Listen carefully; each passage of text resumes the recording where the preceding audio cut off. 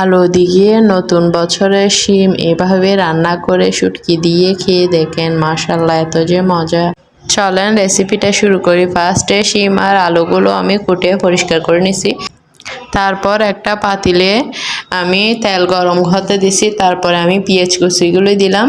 এগুলো দেওয়ার পরে আমি লইট্টা শুটকিগুলো দিছি, দিয়ে একটু নাড়াচাড়া করে নিব। তারপরে দিছি পরিমাণ মতো হলুদ, তারপরে দিছি মরিচের গুঁড়া।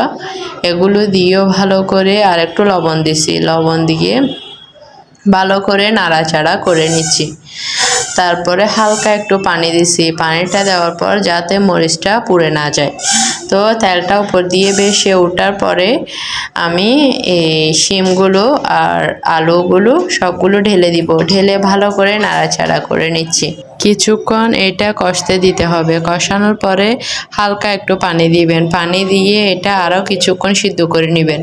যখন সিদ্ধ হয়ে যাবে তখন ওখান থেকে অনেকগুলো ঝোল বের হয়ে যাবে। ঝোল বের হওয়ার পরে ফাইনালি আপনি আপনার পরিমাণ মতো ঝোল দিয়ে রান্না করে নেবেন। দেখেন কত সুন্দর কালার আসছে। ফাইনালি আমার রান্নাটা কমপ্লিট। এভাবে রান্না করে দেখবেন, মাশাআল্লাহ খেতে যে এত মজা।